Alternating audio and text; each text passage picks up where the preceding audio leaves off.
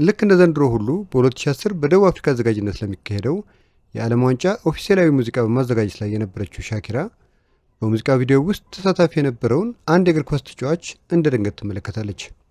በቅስፈት እንደሚባለው በወጣቱ ፍቅር የወደቀችው ሻኪራ ማንነቱን ባልጠቀሰችው ሰው በኩል ይህንኑ ጉብል ለመተዋወቅ ትሞክራለች።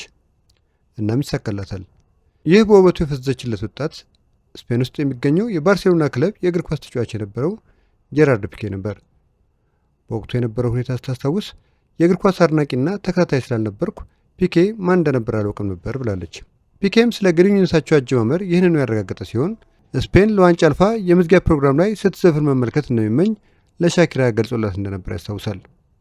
እናም እቅዱ ተሳክቶ ስፔንም የዓመቱን ዋንጫ ስትበላ ከሻኪራ ጋር የነበረው የፍቅር ግንኙነትም አድርጎ በ2011 ለትዳር እንደበቁ ይነገራል። ሻኪራና ፒኬ ለ11 ዓመታት በዘለቀ ትዳራቸው 2 ልጆችን ማፍራት ችለዋል። ለዓለም ዋንጫ ኦፊሴላዊ ሙዚቃ መዘጋጀት ከጀመረበት ዓመት ጀምሮ በርካታ አስደናቂና አስገራሚ ክስተቶች ታይተዋል። የዓለም ዋንጫ ዝግጅቶች ኳስ ላይ ያተኮሩ ይሁን እንጂ የህዝብ ለህዝብ ግንኙነት እንዲያጠናክሩ የሙዚቃ ቅንብሮችን ማዘጋጀትም ትልቅ ትኩረት የሚሰጠው ጉዳይ እየሆነ ከመጣ ዓመታት ተቆጥረዋል። ለምሳሌ ያህል ከላይ የጠቀስነው አስደናቂ ገጠመኛ አካል የሆነችው ሻኪራ ዋካ ዋካ በተሰኘው ዝነኛ የዓለም ዋንጫ ሙዚቃ የዓለም ዋንጫንም ሆነ የራሷን ዝና በዓለም ሁሉ ያዳረሰች ተብላ ትሞካሻለች። ስለ ዓለም ዋንጫ ሲነሳ አብረው ለሚነሱ ለውድድሮቹን ድምቀትን የሚያላብሱ ተወዳጅ የሙዚቃ ስራዎችን ስናዳምጥ እንደመኖራችን በታሪክ ከፍተኛ ስኬት ያስመዘገቡና የታወቁ ተሳታፊዎችን ለማስታወስ ያህል በሪኪ ማርቲን የተዘጋጀውና ላኮፓ ዲ ላ ቪዳ የተሰኘው በ1998 ፈረንሳይ ውስጥ ለተዘጋጀው የዓለም ዋንጫ የተዘጋጀ ሙዚቃ ይጠቀሳል።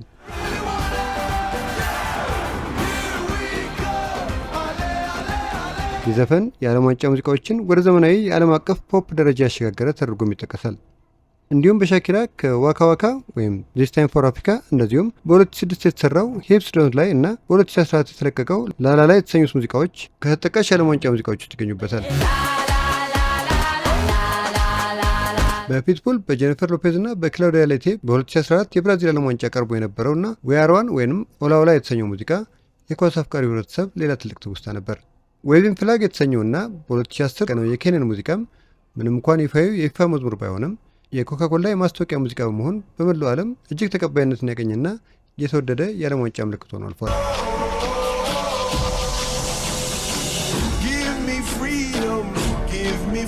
ዘንድሮ እየተካሄደ ባለውና በሶስት ሀገራት ማለትም በአሜሪካ በሜክሲኮና በካናዳ ህብረት እየተዘጋጀ ለሚገኙ የዓለም ዋንጫ 18 ያህል ሙዚቃዎች የተካተቱበት የሙዚቃ አልበም የተዘጋጀ ሲሆን ከሻኪራና በርናቦይ ጀምሮ እስከ ዘ ሮሊንግ ስቶን፣ ፊውቸርና ታይላ ያሉ የዓለማችን ታላላቅ ኮከብ ያካተተ ስብስብ የሙዚቃ ስራዎቻቸውን ይዘው ቀርበዋል። በተለይ ዳይዳይ የተሰኘውና በሻኪራና በናይጄሪያ ኮከብ ጥምረት የተሰራው ሙዚቃ ለዓመቱ ከተዘጋጁ 18 ያህል ሙዚቃዎች በቀዳሚነት እየተደመጠ ያለ ሙዚቃ ነው። ፊፋ ይህንን ሙዚቃ ግንቦት 7 ቀን 2018 ወይም ሜይ 15 2026 ይፋ ያደረገው ሲሆን ሙዚቃው በእንግሊዝኛ፣ ስፓኒሽ፣ ጣሊያንኛ፣ ፈረንሳይኛና ጃፓንኛ ባሉ ቋንቋዎች የተዘጋጁ የግጥም ስንኞችን በውስጡ እንደያዘና ውድድሩ ከመጀመሩ በፊት እግር ኳስን፣ ባህልንና ዓለም አቀፋዊ አንድነት የሚሰብክ ሆኖ እንደተዘጋጀ የፊፋ ኃላፊዎች ይናገራሉ። በሻኪራና በበርናቦ የቀረበው ዳይዳይ የተሰኘው ዘፈን ትርጉም በኢጣሊያኛ ቋንቋ እንበርታ ወይም እንነሳ ማለት ሲሆን የዘንድሮውን የዓለም ዋንጫ ድባብ እጅግ የሚያደምቅ ይሆናል ተብሎ ትልቅ ግምት ተሰጥቶታል። ፈጣን የሬጌቶን ዜማ ከአፍሮቢትስ ጋር የተዋሃደበት ይህ ሙዚቃ ስራ የፊፋ የትምህርት ፈንድ ወይም ፊፋ ኤዱኬሽን ፈንድ መሪ ሙዚቃ ሆኖም ተመርጧል።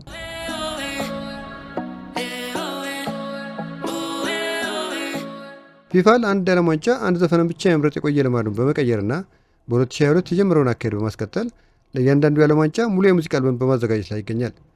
ለምሳሌ በዘንድሮ የ2026 ፊፋ የዓለም ዋንጫ አልበም ከበርካታ አህጉራት ቋንቋዎችና የሙዚቃ ዘጎች የተውጣጡ አርቲስቶች ያሰባሰቡት 18 ዘፈኖችን የያዘ ሲሆን እስካሁን የወጡ ዘፈኖች እንደተለቀቁበት ቀን ቅደም ተከተል ብንመለከት ላይተር፣ ጄኒሮል እና ካሪሊዮን መጋቢት 11 ቀን 2018 ወይም ማርች የተለቀቀ፣ ፖር ኤላ በቤሊንዳና ሎስ አንጀለስ አዙሌስ የተዘጋጀ ሚያዝያ 6 ቀን 2018 የተለቀቀ ነው። የሙዚቃ ታዋቂውን የኮሎምቢያ ባንድ ሎስ አንጀለስ አዙሌስን ያካተተና ጥልቅ የሜክሲኮ ኮሎምቢያ የሙዚቃ ቃና ያለው ስራ ነው። ኢኮ በዳዲ ያንኪና ሸንሲያ የተዘጋጀው እንዲሁም ሚያዝያ 20 ቀን 2018 የተለቀቀ ሙዚቃ ሲሆን ይህ ሙዚቃ የሬጌቶንና የዳንስሆል ሙዚቃዎች ውህድ እንዲኖሩ ተደርጎ እየቀረበ ነበር። ኢሉሚኔት በጄሲ ሬዝ እና በኤሊያና የተዘጋጀ ሚያዝያ 30 ቀን 2018 ተለቀቀ የሙዚቃ ስራ ሲሆን የተለያዩ ድምጾችና ባህላት የተዋሃዱበት ድንቅ ስራ ነው ተብሎለታል። ዳያዲያ በሻኪራና በበርናቦ የተዘጋጀ ሲሆን ግንቦት 7 ቀን 2018 የተለቀቀና የውድድሩ ዋና ኦፊሻላዊ ዘፈን ነው። እነዚህና ሌሎች 18 ሙዚቃዎችን የያዘውን አልበም አስመልክቶ የፊፋ ፕሬዚዳንት ጂያኒ ኢንፋንቲኖ ይህንን ዝግጅት በታሪክ ለአንድ ታላቅ ነጠላ ስፖርታዊ ክስተት ወይንም እግር ኳስ የሚመጥን ፈገግ የሚያሰኝና ጠንካራ የሙዚቃ ስብስብ ሲሉ ገልጸውታል። ዘንድሮን የዓለም ዋንጫ በሙዚቃ ዝግጅቱ እንደዚህ የደመቀ እንደሆነ ሁሉ መጪዎቹ ሳምንታት በጉጉት የተሞሉ እግር ኳስ ጨዋታዎችን የምንመለከትበት እንደሚሆን ተስፋ እናደርጋለን።